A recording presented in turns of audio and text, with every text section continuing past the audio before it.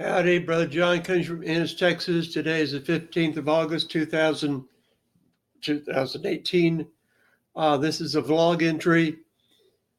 I have this mild intention to do more frequent vlog entries, maybe as often as about an average of once a day. I don't want to nail myself down to I have to do one every day, but I remember one time I set a goal to do 90 in 90 days, and I did do that. But to do that, I had to do it in batches. On Saturday, often made 7 on Saturday. So some of these will be like this, just kind of like a daily, this is what's going on today, a little recap of yesterday, a little looking forward to tomorrow. I'll do some of those, I think, in the future. And some of them I won't do that, but I'll have like a backlog, and so I'll do like a series like I did before about my past or about some topic, something like that. But principally, these vlogs are about me. And if you've seen some, you know that it's a pretty complicated subject to me.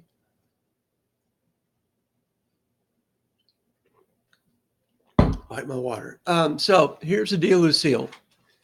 I'm kind of at a critical crossroads.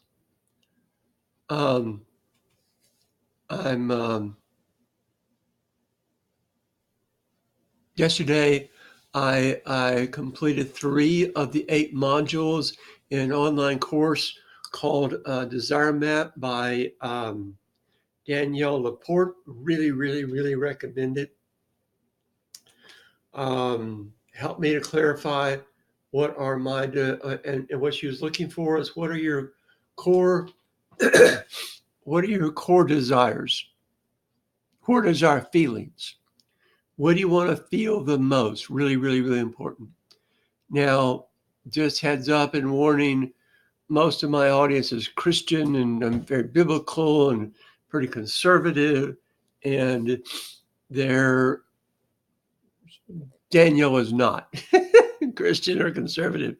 She has hints that she may have a Christian-ish heritage by using Holy Spirit in prayer, and so maybe like a Catholic. I think she was Catholic in her, as I recall, some hints of that in her family of origin.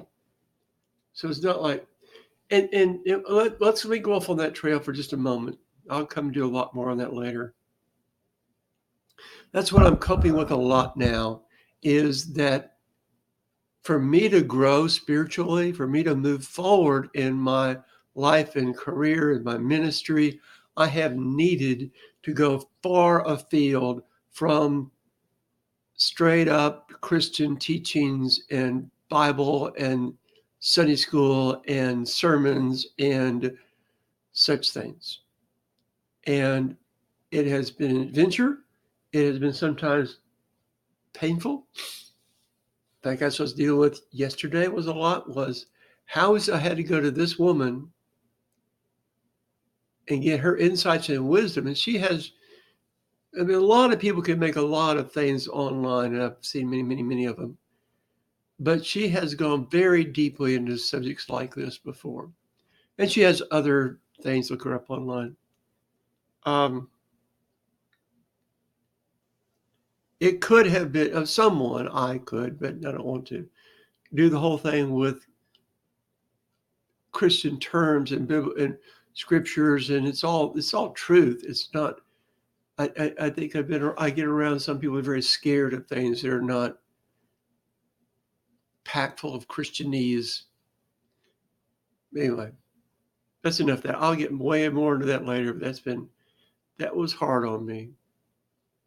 And that's what she says, is in order to move forward, you have to let go of the past and let go of your preconceptions, and you have to know, and the issue with the desire maps is to know, what is it you really want to feel? In other words, people, for example, might have a desire to be a cheerleader or to win a beauty pageant or to be the high school quarterback or win the Heisman Trophy. Besides sports, there's got to be something. Best-selling author, make $1 million, Academy Award, um, have have a mansion on the hill. What do you want to feel in that?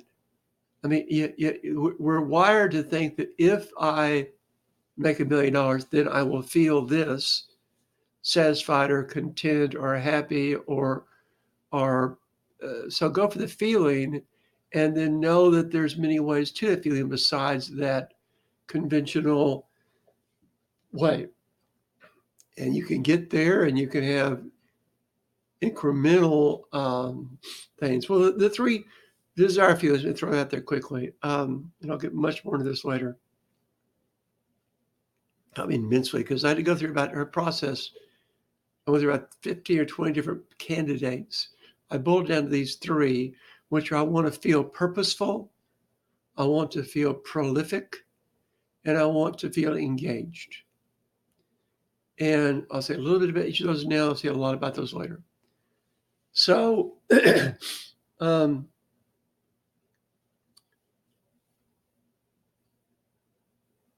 of the, and I talked earlier about this in a previous vlog, and I'll talk more about this in the future. I had a major epiphany when I was 13 about what's the purpose of life. Teachers asked that question, but it really impacted me. Why are we here? Is it all about money and things and pleasure? Is it about sex? Is it about status? I don't think so. I mean, that's very external. That's very shallow.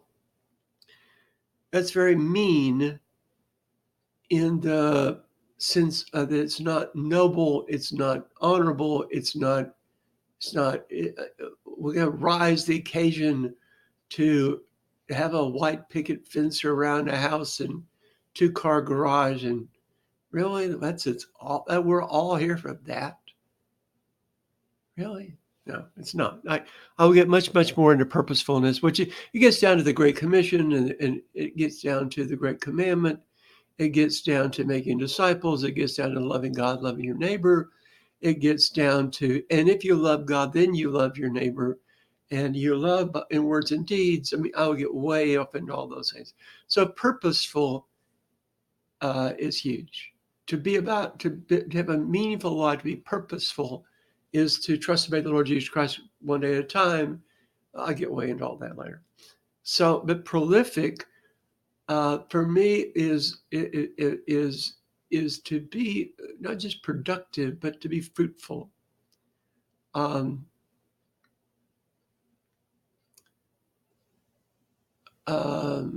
This would blank. Prolific. I remember the first time that really came across that thought, feeling of prolific. I had off and on, I have several fascinations with Norman Rockwell. I really, really, really like his paintings. A lot of people do, and I'm alone in that. I was at a library, I saw some books about his, and I think most people know maybe his most popular 2 dozen paintings.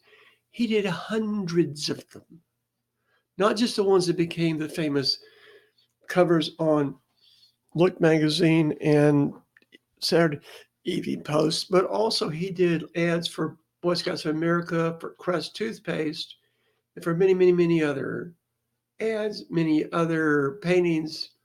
He was prolific, and he left behind a huge body of work.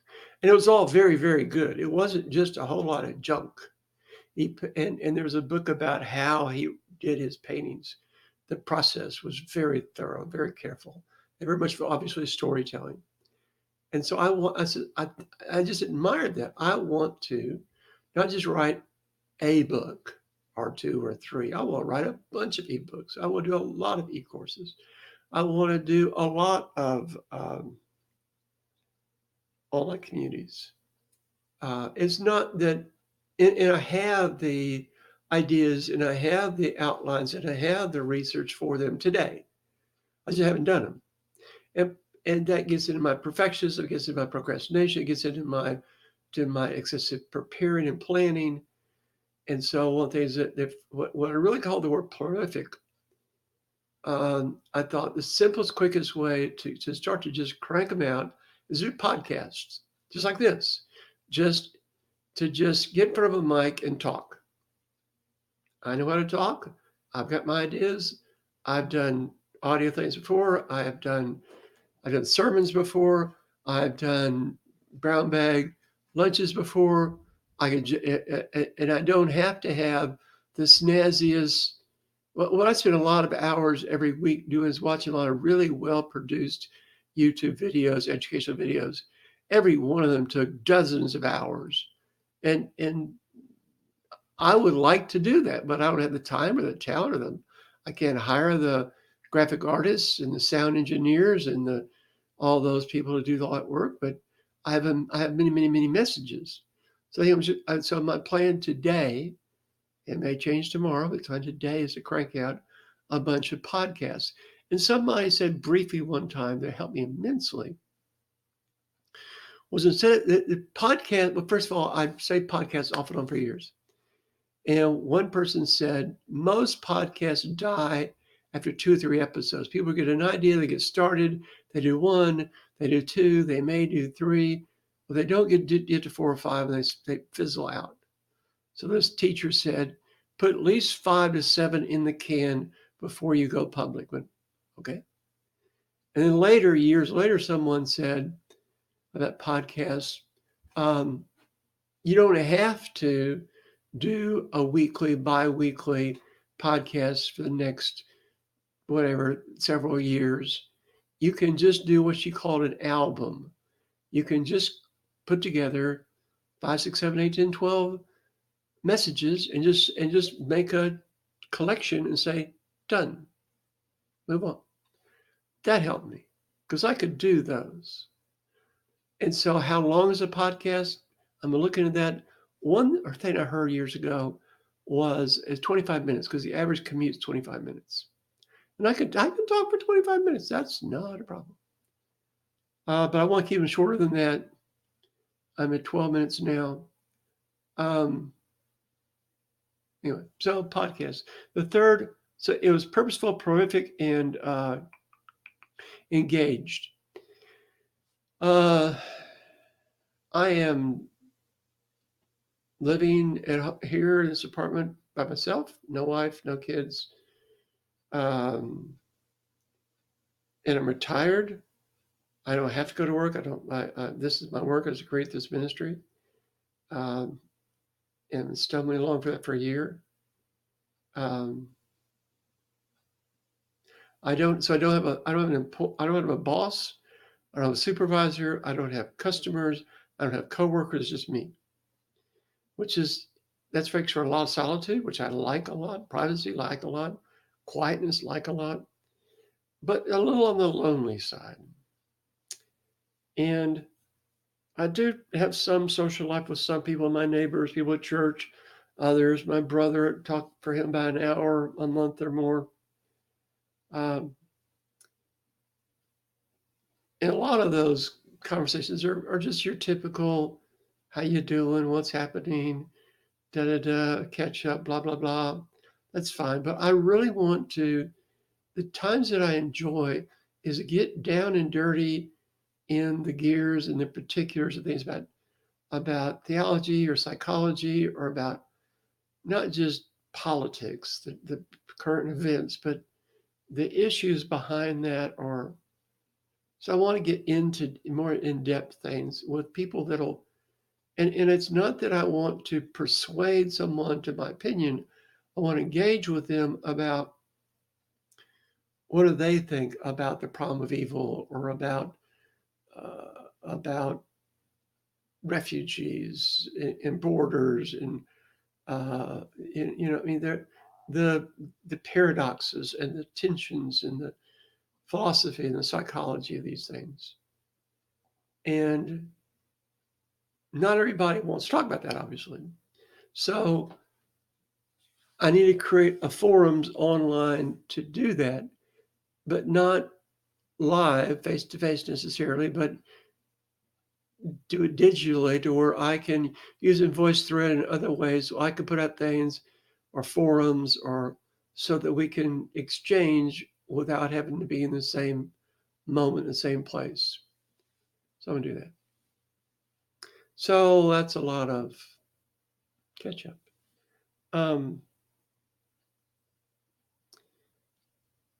I finished the 3 modules. I have 1 module left in um, my desire map.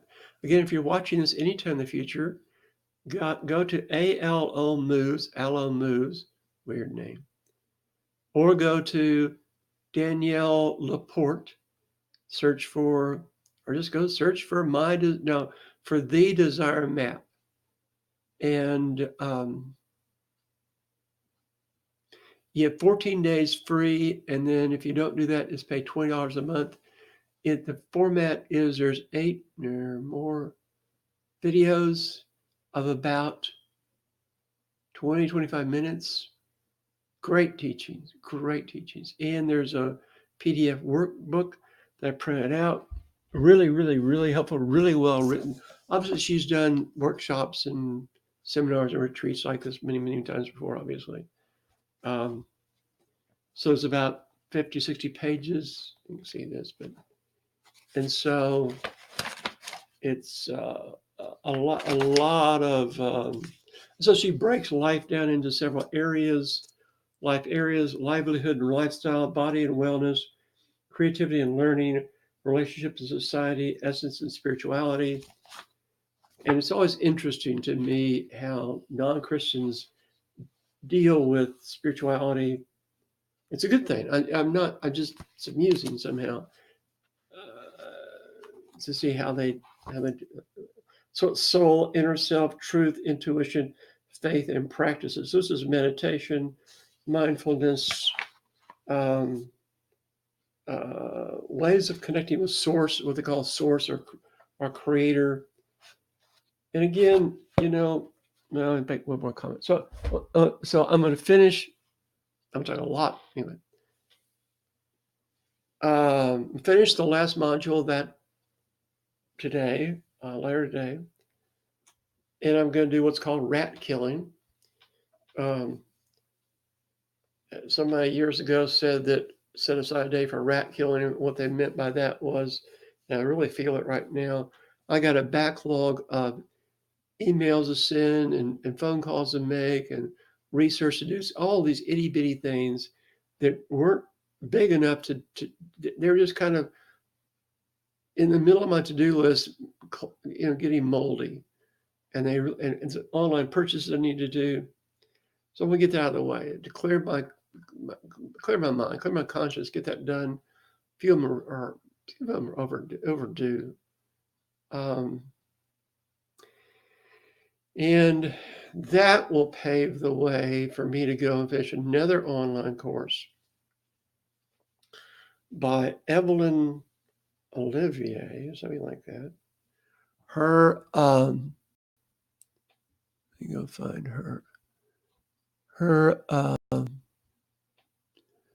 course is, look at her name. Her course is about finding your purpose and your passion and personality. Evelyn, Olivares. Look it up. Very nice. And it's a do-it-yourself thing. She's a life coach. She gets into archetypes and Enneagram and something else I'm forgetting. It's quite a good course. I started it. I got distracted. I need to go back and finish it. And because the issue is to know really where are you coming from? I mean,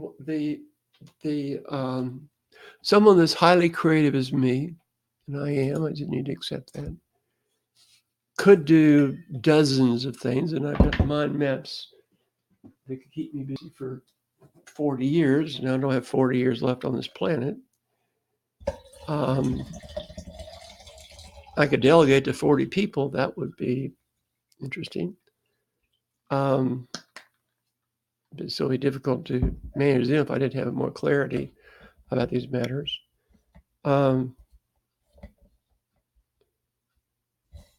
but again, 20 minutes.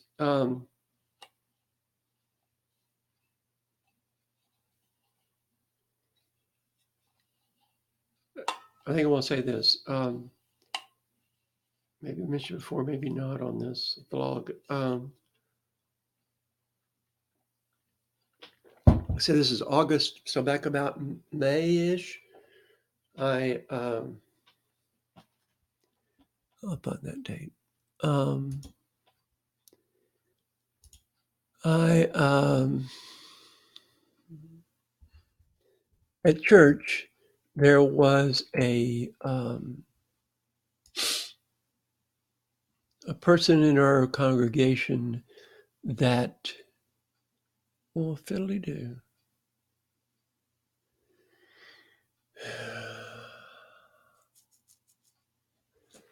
There's a person in our congregation that that that graduated from high school and going off to college, and so the pastor's wife invited.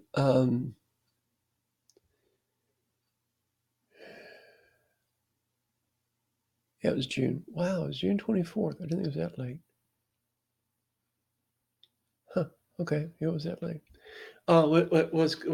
Graduated high school, going off to college, invited people, give out greeting cards, invited people to give words of encouragement or whatever for this female. I forget her name actually. Kind of crazy, neat lady. I briefly knew her. Okay, that's not it.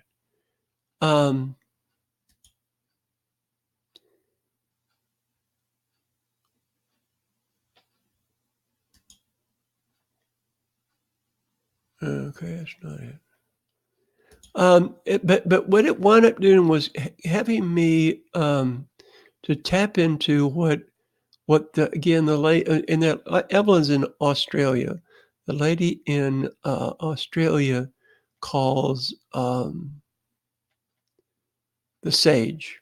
So I got so 65. I was saying, what is it that I would